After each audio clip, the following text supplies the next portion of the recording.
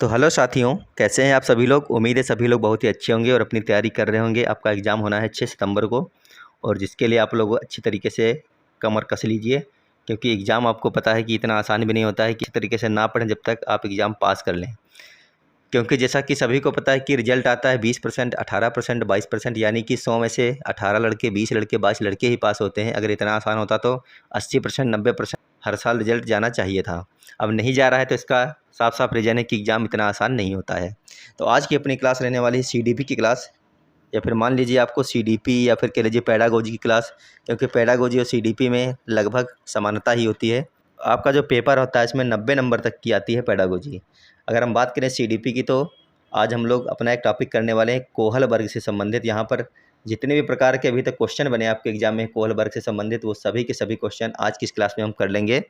चाहे क्वेश्चन आसान बना हो, चाहे क्वेश्चन हार्ड बना हो, लेकिन उससे पहले थोड़ा सा इनके बारे में जान लेते हैं। उसके बाद में करने वाले हैं हम लोग 20 क्वेश्चन। तो लगातार आपको बने रहना है, 20 के 20 क्वेश्चन करके जाना है। लास्ट में बताना कि आप कितने क्वेश्चन सही से कर पाए और कितने आपके क्वेश्चन गलत हो गए।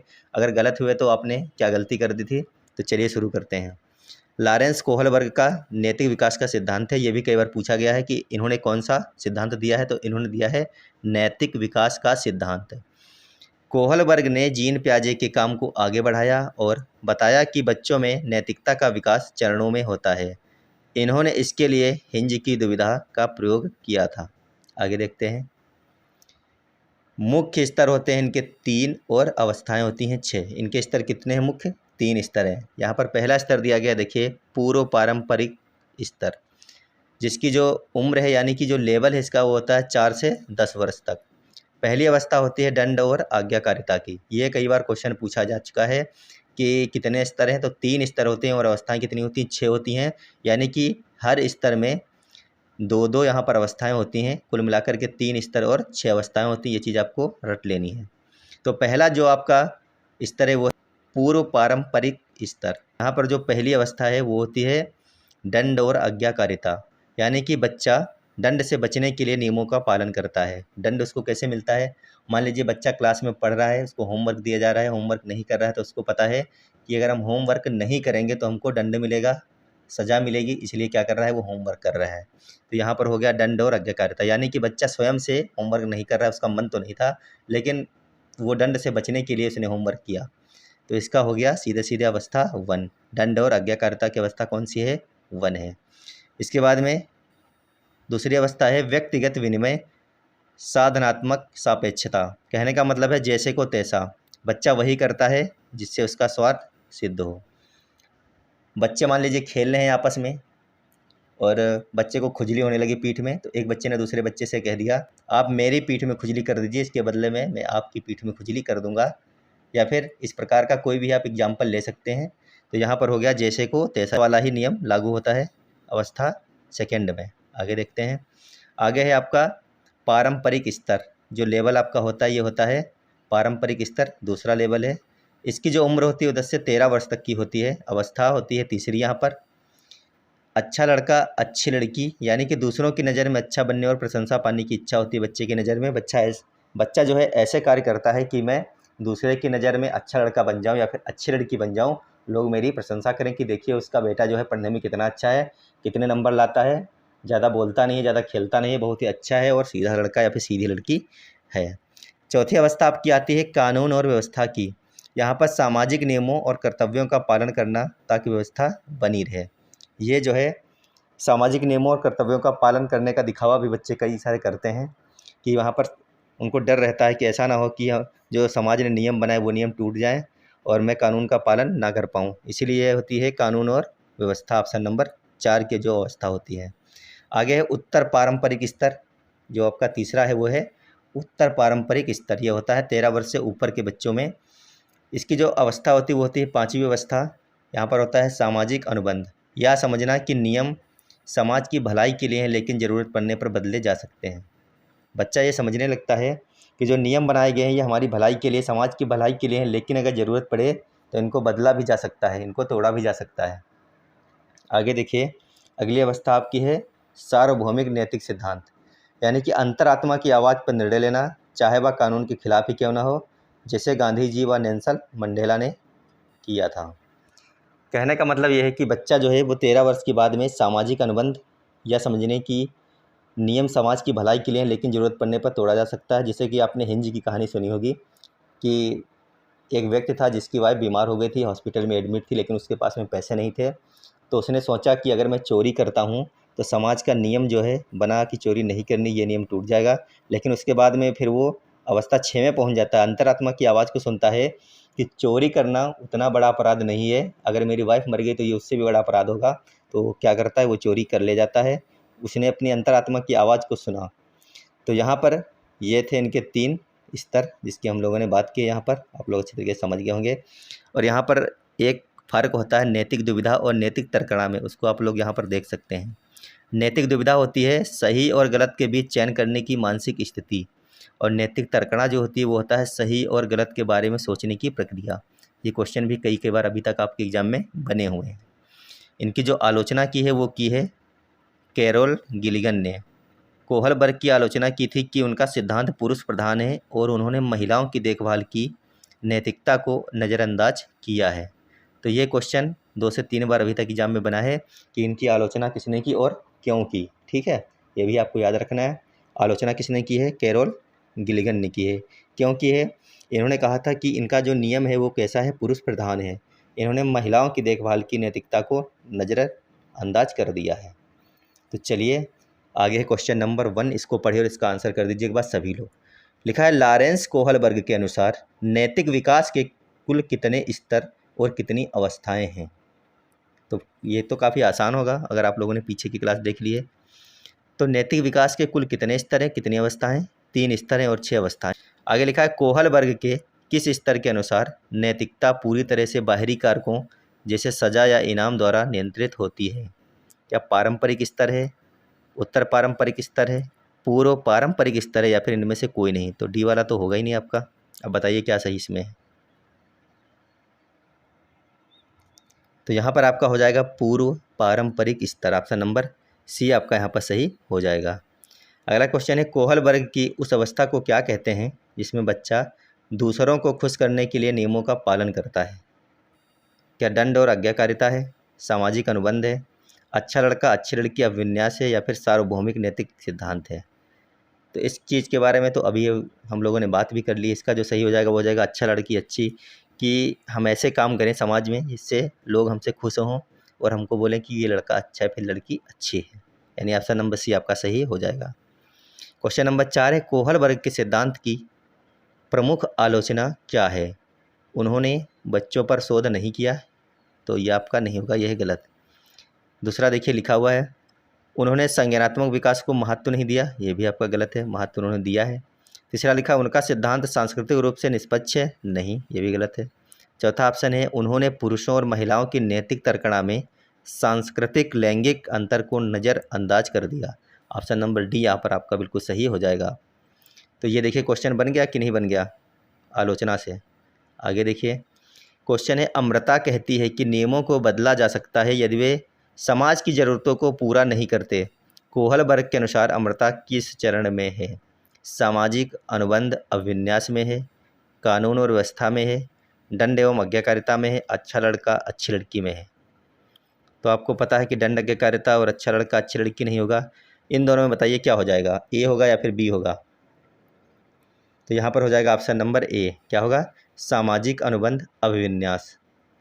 अगला देखिए क्वेश्चन है जितने प्रकार के क्वेश्चन बने हैं आप ये नंबर ना देख 1 2 3 4 5 कुल मिलाकर के 20 हैं यहाँ पर क्वेश्चन, और ये आपके प्रीवियस ईयर एग्जाम में आए हुए क्वेश्चन हैं।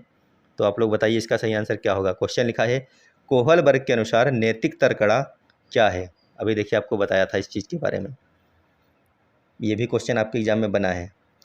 पहला ऑप्शन लिखा है सही और गलत के बारे में निर्णय लेने में शामिल विचार प्रक्रिया। दूसरा ऑप्शन लिखा है किसी स्थिति में केवल बड़ों की आज्ञा का पालन करना। आगे है बिना सोचे समझे व्यवहार करना, समाज के डर से चुप रहना। तो इसका सही आंसर हो जाएगा नैतिक तर्कणा का जो सही आंसर हो जाएगा बताइए क्या है। क्या हमने आपको बताया था, देखिए एक बार, अगर याद है तो आप लोगों ने आंसर कर लिया होगा, नहीं याद है तो ये देखिए क्या लिखा है, सही और गलत के बारे में सोचने की प्रक्रिया। नैतिक तर्कणा क्या है, सही और गलत के बारे में सोचने की प्रक्रिया होती है, जो वही यहाँ पर दिया गया है। तो ऑप्शन नंबर ए यहाँ पर आपका सही हो जाएगा।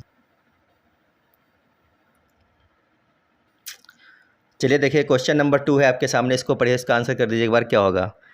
कोहल वर्ग के सिद्धांत में कौन सा स्तर नैतिकता की अनुपस्थिति को सही अर्थ में दर्शाता है? बताइए इसमें क्या सही होगा। कोहल वर्ग के सिद्धांत में कौन सा स्तर ऐसा है जो नैतिकता की अनुपस्थिति को सही अर्थ में दर्शाता है? क्या स्तर 1 है, स्तर 2 है, स्तर 3 है, या फिर स्तर 4 है? क्या 4 भी स्तर है? तो इसका हो जाएगा ऑप्शन नंबर ए, स्तर 1। अगला क्वेश्चन है, कोहल वर्ग के अच्छा लड़का अच्छी लड़की चरण की मुख्य विशेषता क्या है? सजा से बचना, दूसरों के साथ अच्छे संबंध बनाए रखना और स्वीकृति पाना, सामाजिक अनुबंधों को बनाए रखना, या फिर व्यक्तिगत लाभ देखना। तो क्या यहाँ पर हो जाएगा? तो यहाँ पर हो जाएगा सामाजिक अनुबंधों को बनाए रखना, ऑप्शन नंबर सी सही है। जब हम सामाजिक अनुबंधों को बनाए रखेंगे तो लोग हमसे खुश रहेंगे और हमको अच्छा लड़का बोलेंगे। आगे देखिए, क्वेश्चन लिखा है, कोहल वर्ग के किस चरण में नैतिकता को सामाजिक नियमों के रूप में देखा जाता है? नैतिकता की बात हो रही है और सामाजिक नियमों के रूप में इसको देखा जाता है। क्या पूर्व पारंपरिक है, पारंपरिक है, उत्तर पारंपरिक है, उत्तर पारंपरिक है, या फिर पूर्व संक्रियात्मक है? तो कोहल वर्ग के ऐसा कौन सा चरण है जिसमें नैतिकता को सामाजिक नियमों के रूप में देखा जाता है? तो यह है पारंपरिक, ऑप्शन नंबर बी सही हो जाएगा। अगला क्वेश्चन है, कोहल वर्ग के अनुसार नैतिक तर्कणा क्या है? इसके बारे में हम लोग बात शायद कर चुके हैं। सही और गलत के बारे में निर्णय लेने में शामिल विचार प्रक्रिया, ऑप्शन नंबर ए सही हो जाएगा। कोहल वर्ग के किस स्तर पर नैतिकता बाहरी पुरस्कार या दंड द्वारा निर्धारित होती है? क्या पूछा गया है? कोहल वर्ग के किस स्तर पर नैतिकता बाहरी पुरस्कार या दंड द्वारा निर्धारित होती है? क्या पारंपरिक स्तर है, पूर्व पारंपरिक स्तर है, उत्तर पारंपरिक स्तर है, या फिर इनमें से कोई नहीं है? बताइए इन तीन में से क्या होगा, ए बी सी में से। तो यहाँ पर आपका हो जाएगा पूर्व पारंपरिक स्तर, ऑप्शन नंबर बी सही हो जाएगा। अगला क्वेश्चन है, हिंज की दुविधा का उपयोग कोहल वर्ग ने किस लिए किया था? फटाफट बताइए एक बार, हिंज की दुविधा का उपयोग कोहल वर्ग ने किस लिए किया था? बच्चों की याददाश्त जांचने के लिए, बच्चों के नैतिक विकास के चरणों को समझाने के लिए, गणितीय तर्कणा सिखाने के लिए, भाषा विकास देखने के लिए? तो हिंज की दुविधा का उपयोग किया गया था बच्चों के नैतिक विकास के चरणों को समझने के लिए, ऑप्शन नंबर बी आपका सही हो जाएगा यहाँ पर। अगला क्वेश्चन है, एक बच्चा कहता है, यदि आप मेरी मदद करेंगे तो मैं आपकी मदद करूंगा, या कोहल वर्ग के किस चरण में आता है? दंड एवं आज्ञाकारिता में आता है, सामाजिक अनुबंध में आता है, साधनात्मक सापेक्षतावादी अभिविन्यास है, या फिर अच्छा लड़का अच्छी लड़की अभिविन्यास है? बताइए। कोई बच्चा कह रहा है कि यदि आप मेरी मदद करेंगे तो मैं आपकी भी मदद करूंगा, या कोहल वर्ग के किस चरण में आता है? तो आपका ये आता है साधनात्मक सापेक्षतावादी अभिविन्यास में, जैसे को तैसा। अगला क्वेश्चन है, कोहल वर्ग के अच्छा लड़का अच्छी लड़की चरण का मुख्य लक्षण क्या है? फटाफट आप लोग आंसर कर दीजिए। उम्मीद है बिल्कुल सही से आप लोग आंसर कर रहे होंगे। पहला ऑप्शन लिखा है, दूसरों के द्वारा स्वीकृत होने और प्रशंसा पाने की इच्छा। दूसरा ऑप्शन है, कानून का सख्ती से पालन करना। तीसरा ऑप्शन है, दंड से बचना। चौथा ऑप्शन है, अपनी अंतरात्मा की सुनना। तो यहाँ पर जो सही हो जाएगा वो हो जाएगा ऑप्शन नंबर ए आपका, दूसरों के द्वारा स्वीकृत होने और प्रशंसा पाने की इच्छा। अगला क्वेश्चन है, किस चरण में व्यक्ति यह मानता है कि नियम समाज की भलाई के लिए हैं और यदि वे किसी का नुकसान कर रहे हैं तो उन्हें बदला जा सकता या फिर बदल देना चाहिए? पहला ऑप्शन लिखा है कानून और व्यवस्था चरण। दूसरा ऑप्शन है सामाजिक अनुबंध अभिविन्यास। तीसरा ऑप्शन है दंड और आज्ञाकारिता। चौथा ऑप्शन है पूर्व पारंपरिक स्तर। तो ऐसा कौन सा चरण इन चारों में से है जहाँ पर यह माना जाता है कि अगर कोई नियम समाज की भलाई के लिए बना है और यदि वे किसी का नुकसान कर रहे हों उल्टा तो उनको बदला जा सकता है? तो यह आपका हो जाएगा सामाजिक अनुबंध अभिविन्यास। ऑप्शन नंबर बी सही था वहाँ पर। क्वेश्चन नंबर 7 है, कोहल वर्ग के सिद्धांत की सबसे बड़ी आलोचना किसने की और क्यों की?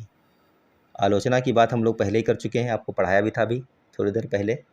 तो इसका आंसर आप लोग बहुत अच्छे तरीके से करेंगे, कोई भी गलत नहीं करेगा। इसका सही आंसर बताइए क्या हो जाएगा।